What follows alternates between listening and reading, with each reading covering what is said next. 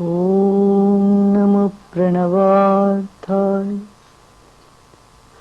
शुद्धज्ञानैकमूर्तये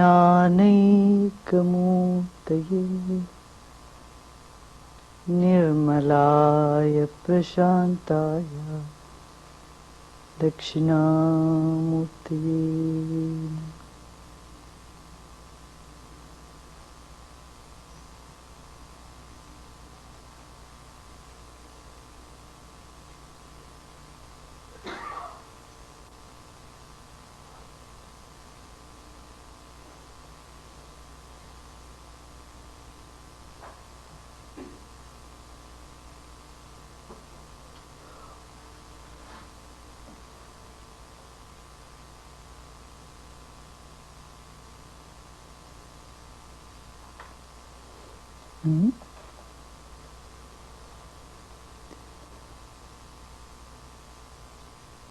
And what would you like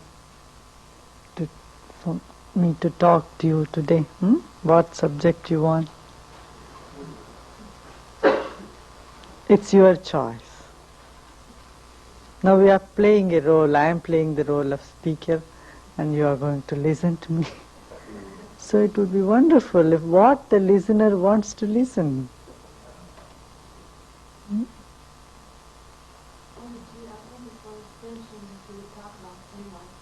Enlightenment.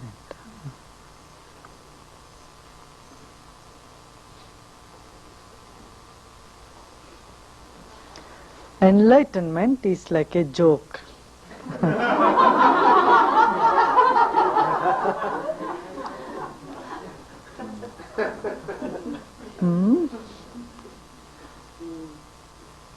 It's like the fish searching for the ocean.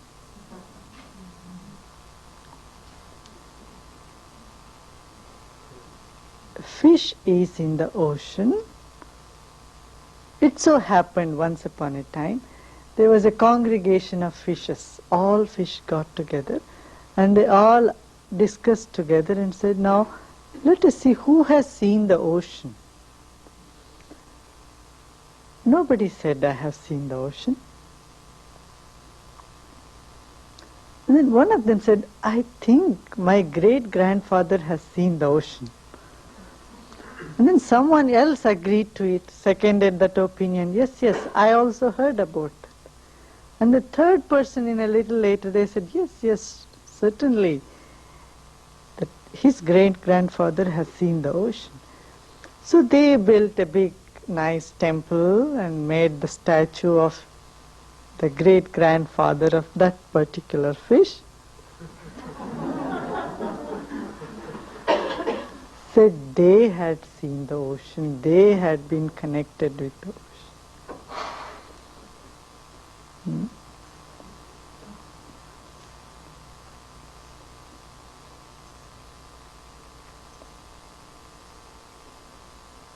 Enlightenment is the very core of our being, our life. We go into the very core of the self and live from that area in life.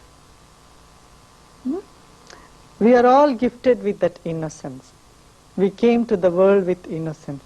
But then gradually we lost that innocence. As we become more intelligent, we have lost the innocence. We were born with silence. As we grew up, we lost the silence and words entered in our head. We were born with the heart, we lived in our heart, and we moved to our head as time went by. Now the reversal of this journey is enlightenment, is journey from head back to the heart, from words back to the silence, and getting back to our innocent nature in spite of our intelligence. See? Maintaining the intelligence at the same time maintaining the innocence. Maintaining the words at the same time not losing the silence. That is great achievement. Though it is very simple. So the purpose of knowledge is ignorance.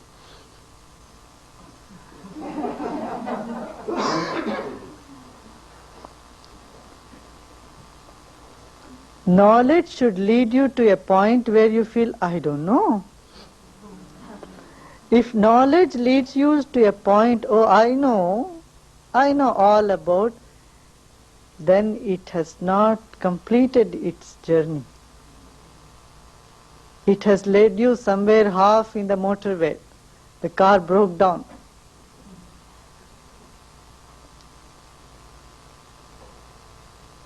Completion of knowledge, any knowledge, it could be any knowledge, it will lead you to an amazement, wonder. Leaves you at a place, oh, I don't know. Make you aware of the mystery of this existence. And mysteries are to be lived and not understood. We cannot understand them. No one can understand what life is, but one can live life so fully in its completeness, totality. And the purpose of words is to create silence. See, do our words create silence in the mind of other person? Silence means joy and love. They are together. Silence is joy, love, pleasantness, peace. So every word that moves from our lip and hits some other ears, what does it do? Does it create a turbulence there, or it calms down?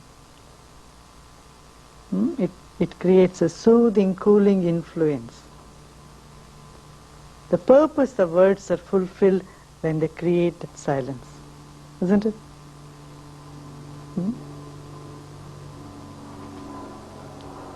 So enlightenment is that state when the natural state of ours becomes so concrete, so mature and unshakable at any circumstances. Come what may, but nothing could rob the smile from your face, from your heart.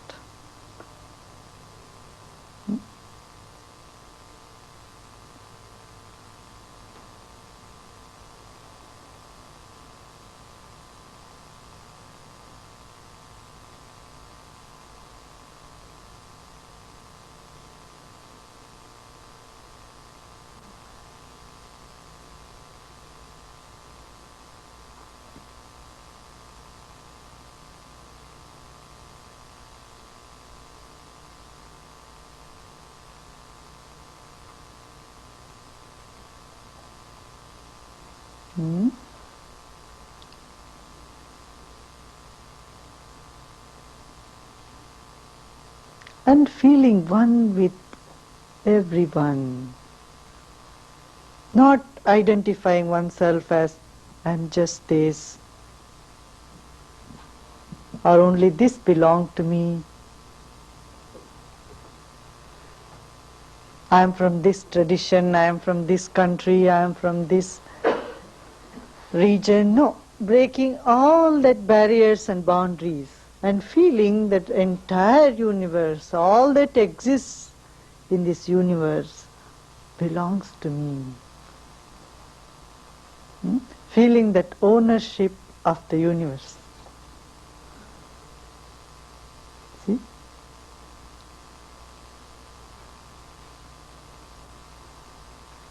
Now, what is unenlightenment is easy to define. What is unenlightenment?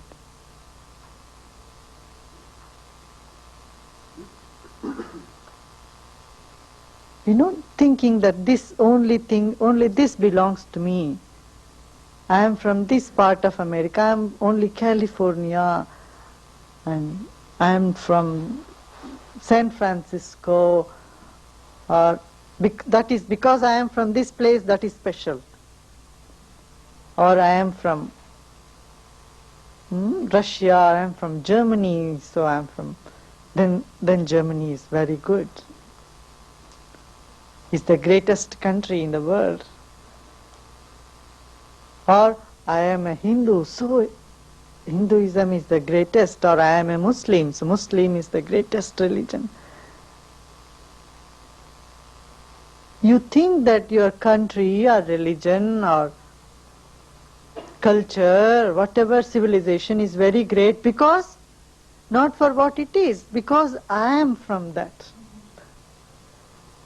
Do you see, this is unenlightenment. All over the world what people are on to, this is great because I come from that. Somebody in India said, an old man, a pandit, a scholar, he was asked, now, is there any reference to know where the first man on this planet was born? This man said, oh yes, I know that. Said, where? Oh, it is in India, of course. And where in India? I said, oh, it's from this particular state in Punjab. I can be more precise, I can even give the name of the town he was born. The people are a little astonished. Oh, he's a historian, naturally. So his words carry some weight. He said, yes, from this particular town, and that too from that particular street, because I was born in that shah.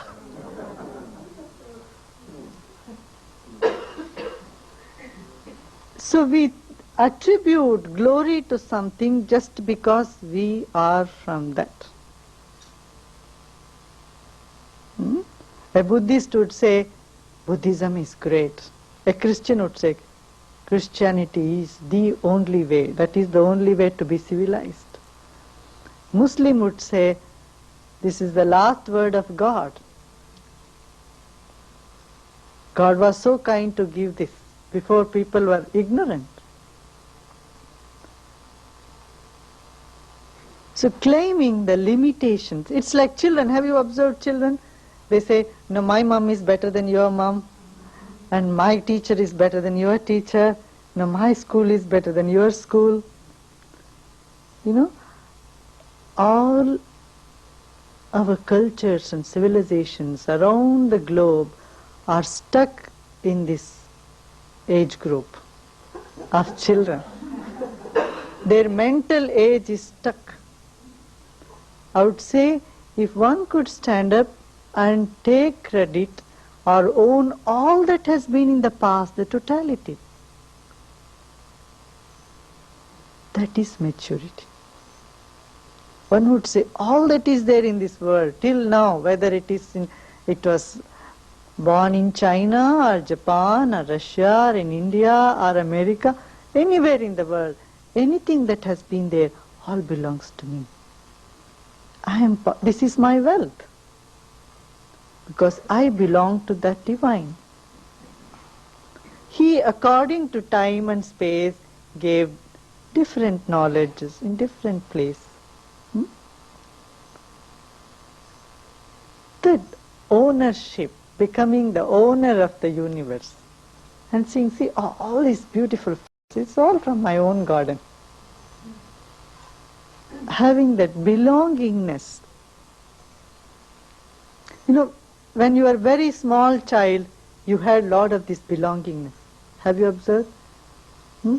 If you put about 50 kids in one room, and even if one kid starts crying, then all other kids will follow. For no reason. There is a sense of belongingness, unity, oneness. But as we became intelligent, as we grew up, we seem to have somewhere on the way lost our innocence and have become more crooked. An intelligent person becomes crooked. An ignorant person doesn't become crooked, he is innocent. But that innocence of ignorant has no value. And the crookedness of an intelligent person has no value. So enlightenment is this rare combination of innocence and intelligence. One is intelligent, at the same time innocent. One has words to express, at the same time one is very silent. So silent that nothing could shake that silence from within. No?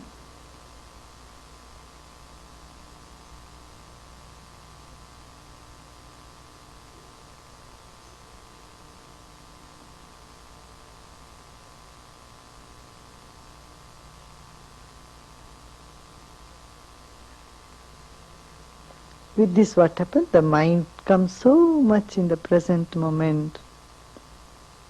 It stays in the present moment so much. And then everything is revealed to you. All is revealed. Whatever is necessary is revealed. In such a natural, spontaneous way. Not with any big effort. You just sit and then the song flows through you.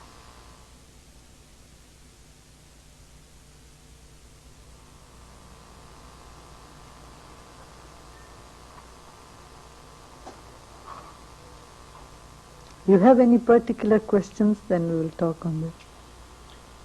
Panditji? I was listening to a tape where you spoke about prayer, and I was fascinated by your description. Could you share your thoughts on prayer with us?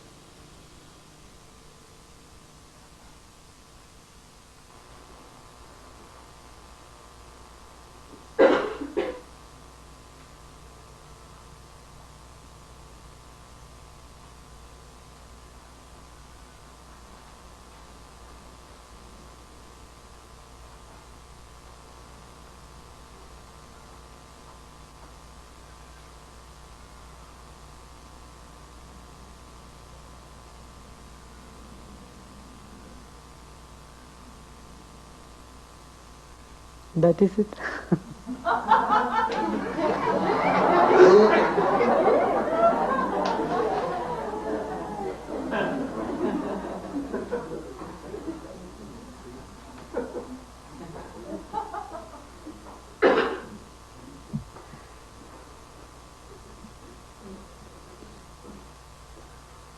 Our whole life becomes prayerful.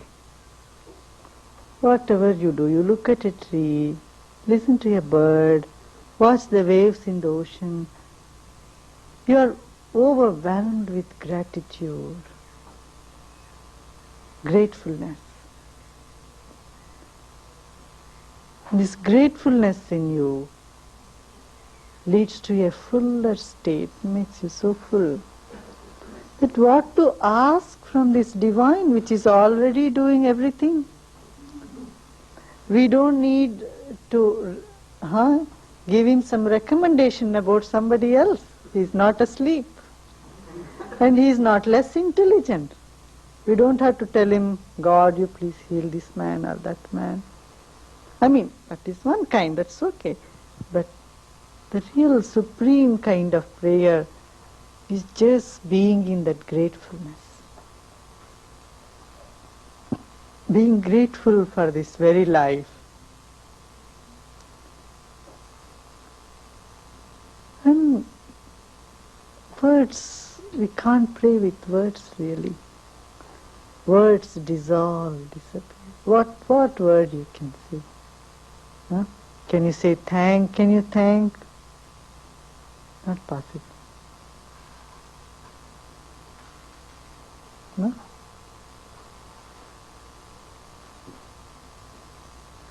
So prayer arises in you when you feel helplessness, when you become aware of your insignificance.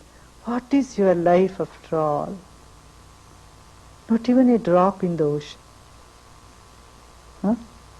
Millions of years have passed, and millions of years will follow. And our lifespan is what? 40, 50, 60 years, 100 years. Another 100 years, 150 years by miracle you live. So what? It's nothing, it's drop in this vast, infinite ocean of existence. No? See, everything is so orderly. See, the color comes, the flower comes, the birds sing, rain comes, and the globe moves, and many, many such universes, many such systems in this universe. When you become aware of this magnitude, enormous magnitude of creation, enormous, so big, mind becomes calm, quiet, silent.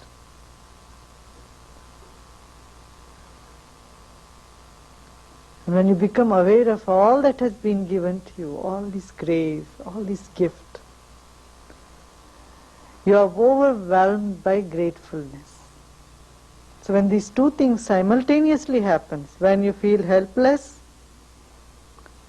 and when you feel your insignificance in this creation and feel grateful, prayerfulness simply happens. No?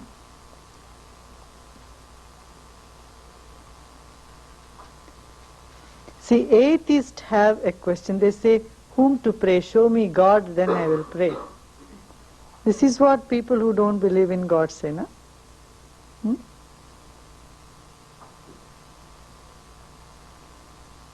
And believers say, I have believed in God, but now show me where is God. Both say the same thing, a little different direction.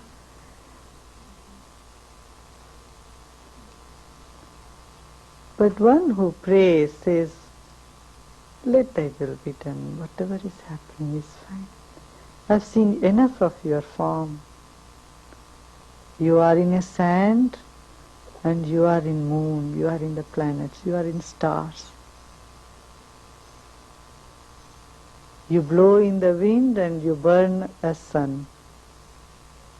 You cool, you are the coolness in the ocean and you are the kindness in everyone's heart. And you are love yourself. With this one, just let's go everything. That I think is prayer. I don't know anything more than that.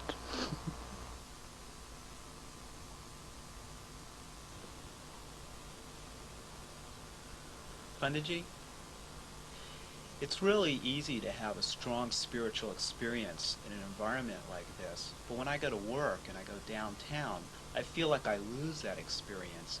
Can you talk a little bit how it, you maintain that experience in the outside environment?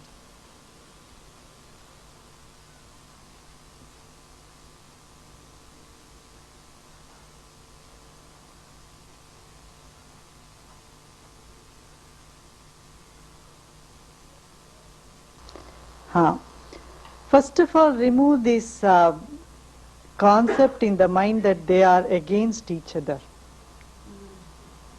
We think this is world and this is spirituality. No.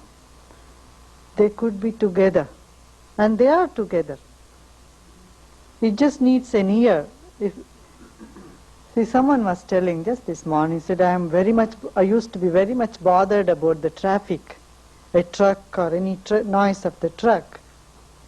But this morning we had a meditation session and one of the gentlemen, he said, today I listened to it. It was like music. It's my willingness to accept something as it is. And act however you should act at that point to that situation. That is spiritual. Present is inevitable. You see, you work and then whether in your work situation or some places you may have to get angry, you get angry. Don't think it is anti-spiritual. You are getting angry consciously is fine. But when you resist, you become anger. Do you see that? You lose in the process of being angry. So, like that, every situation, bring them together and see that they are all complementary. Now what happens in the beginning stages for a practitioner who is in the spiritual path? One does meditation, feels peaceful and good, and then one gets disturbed due to some reason, maybe had an argument with somebody. Now, then you start regretting having lost your peace. So, no doubt you lost your peace at that moment of argument. Even when that is finished, even afterwards, even after one day, you keep regretting about it, and then even this moment you are unhappy. You see that? Oh, I lost my peace, I lost my balance yesterday. So regretting about the experience, you are carried on that experience to next moment. You see that? So this goes in circles. So again you get angry because you are regretting, you don't feel happy. And then you are angry, then again you regret. So you go in circle like that, like that, like that. And then one gets frustrated about oneself. Oh, I am bad, I am not fit for this thing. Or I don't know how long will it take for me to get better. So you then, in a very subtle way, you start blaming yourself and you lose your confidence to be on the path. No? This is what happens. For this meditation and this awareness, okay, this moment fine, next moment fine. Surrender every moment's happening as offering. Whatever has happened, offer them. This is one of the rules of divine love. Divine love is offering every moment's happening, whatever has happened. Then there is no regretting, then you are in the moment, you stay in the moment.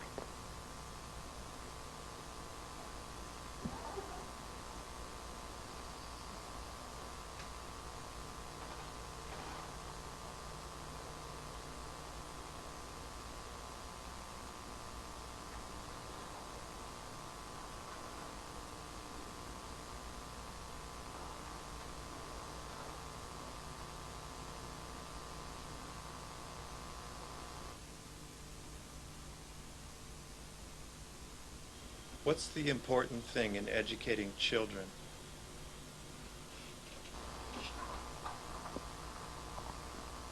Innocence.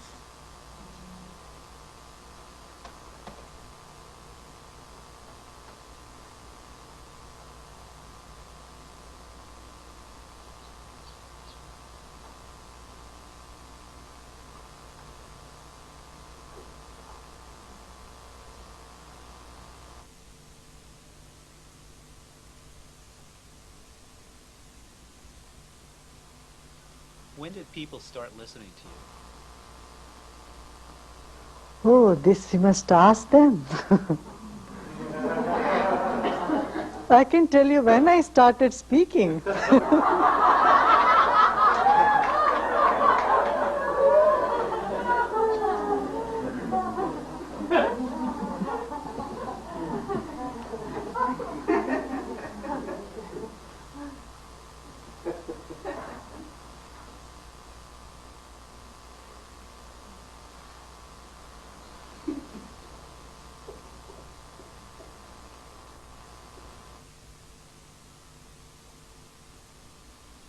Panditji, could you talk to us about marriage?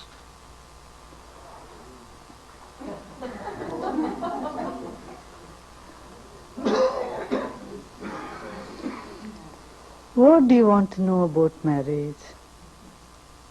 It is a vast subject. My question is, it seems to me like there's a lot of different views And some people think that when you get married, it's like a commitment for life, and you can't ever break it off. And then some people seem to say that when you get married, it's like you grow together with that person for as long as it's right. And then when it's done being right, maybe you've completed what you needed to learn with each other, then you go ahead and you move on. Maybe you go on to another person. And it's this that gets me really confused.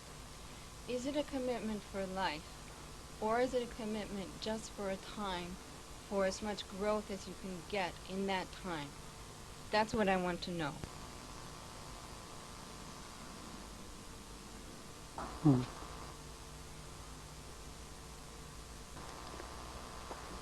See, if you have observed in your life, your emotions are 10 times stronger than your intellect. You are thinking. You may decide, okay, I will not do this, I will commit. But then when the time comes, your emotions are so powerful, they come like a tornado and just washes away all that you had thought about in the past. So marriage is not something you decide up here. It's not a job of your upper chamber.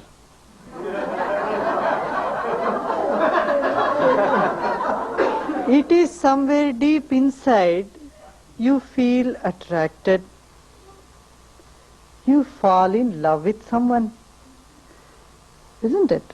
And then you decide to be together.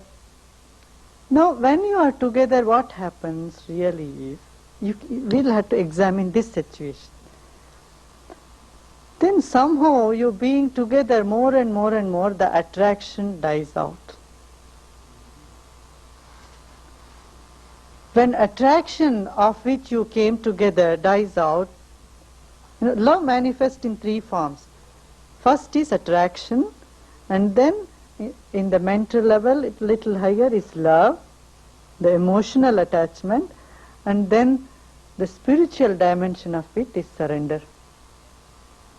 The final dimension, culmination of love from attraction to surrender.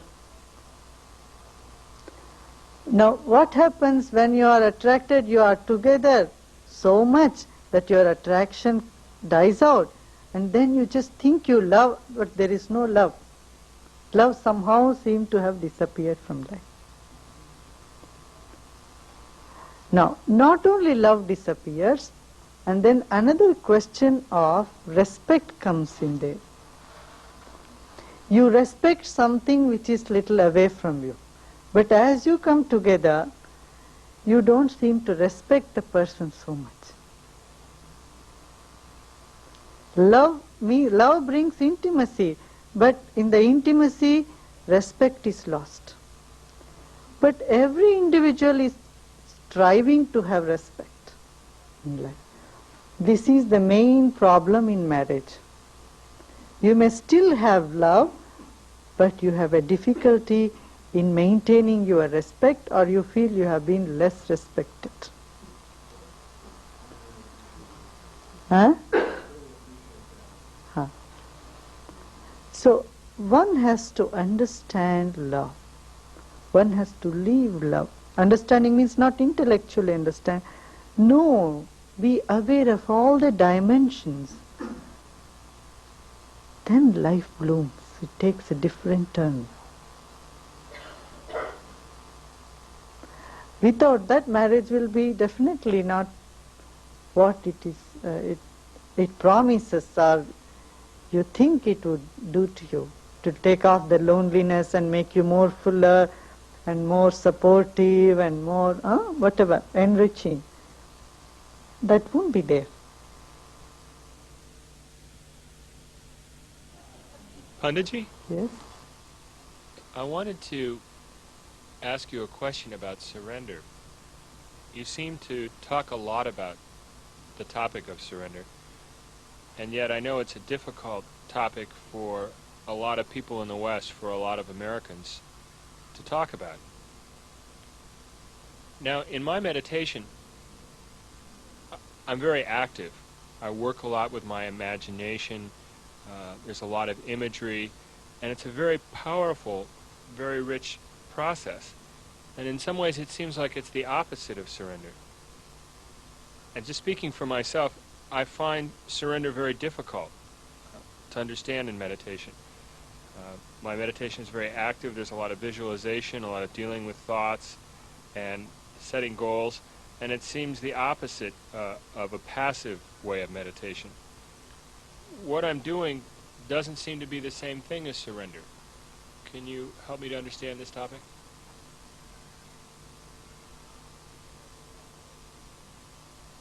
I tell you another story.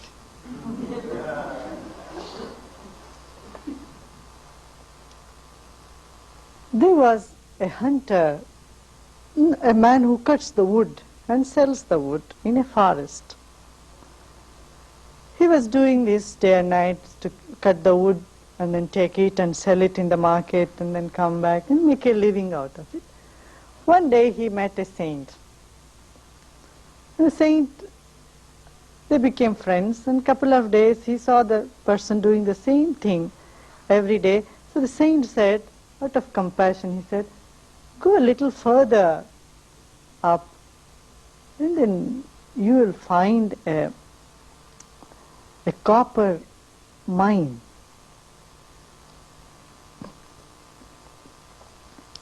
So the woodcutter thought, oh, well, the saint says, okay, let me do. Reluctantly he went.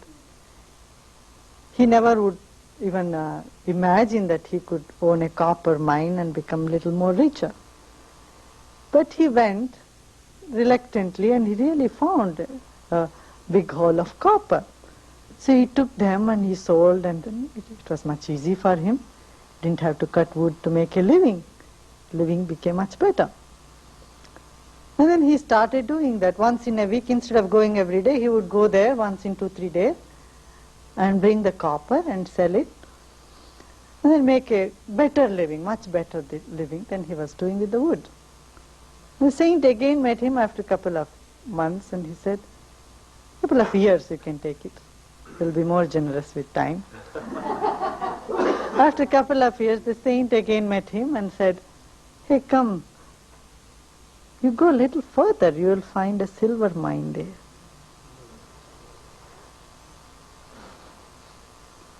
Now this time, he was not so reluctant as before. But he said, no, copper is okay, but silver, he was not fully confident he could own a silver mine. He said, all right, but he has said, in the past he has said, I got the copper mine, maybe this may also be true. So let me go ahead. So he went ahead and he found a silver mine. Then he became much richer and very well to do. Couple of years passed. The saint again met him and said, hey, why did you stop there? You should go a little further. You'll find a gold mine. No, he went further, he found a gold mine. And then he became very, very rich man. And then he thought that is the end of it. Oh, I have made a very good life of mine. But the saint came and he said, no, why did you stop there? Go a little further. He said, what, is there anything better than gold? He said, yes, there is a diamond mine. So he went and he found a diamond mine. Then again, what happened after 2 years? You know the story. Huh? He met the saint and then he said, go a little further. He said, is this all? I have had all that I could have. What else could be there beyond diamond? He said, no, go a little further. He said, what is there? He said, you will find my hermit there. My hermitage. Said, you go beyond the diamond mine, you will find my hermitage there. Beyond that is real joy. Said, you go there, you'll really find joy. So the man went there to the hermitage and he got enlightened. Right there. So that is the story. One has to go.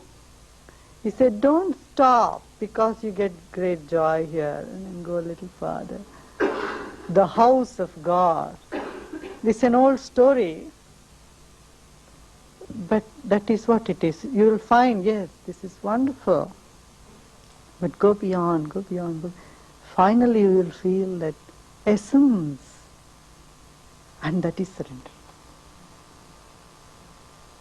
Not negating this is bad. Yes, that is okay, copper is okay. But we move on to gold. Move on, move on, move on, like that. What I want to know is, what is the best way to live with physical pain?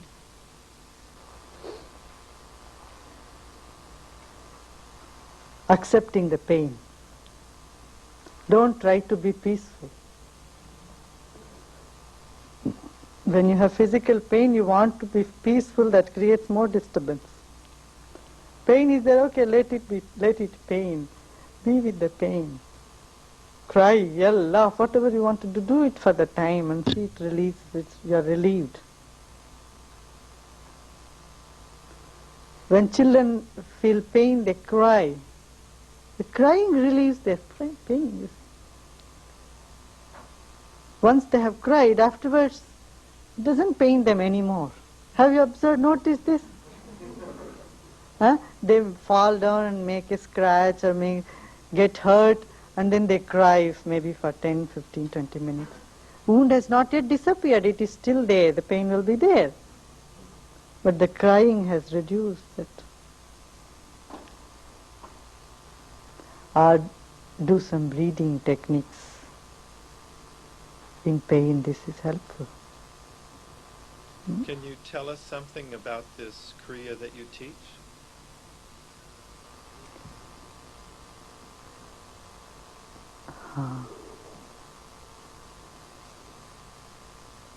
See, there is a rhythm in creation, yes? And there is a rhythm in the body. You feel hungry at certain time, and you feel sleepy, and you feel, you go to nature calls. There is a rhythm in the body. There is a rhythm in the breath. There is a rhythm in your thought patterns. If you observe your thoughts, sometimes you feel frustrated, you are angry at this thing, or you are frustrated, or you are happy, or you are unhappy. So also with your emotions, there is a set rhythm. And there is an innermost rhythm of the being, the silence in you. In Kriya, what happens? A harmony is brought between all these rhythms, from the outermost to the innermost. So when all these 6 rhythms are not in harmony, you are disturbed, you feel miserable. When harmony is brought between all the rhythms, by techniques, by going deep with the breath and the meditation, then there is bliss, there is joy, and feel more alive from every cell of your body.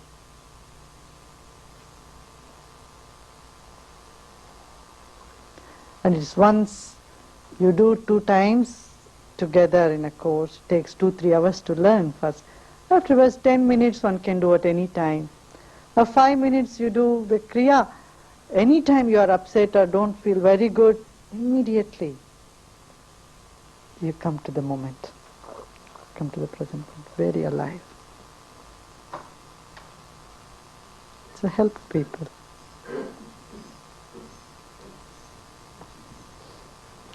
Good. Huh?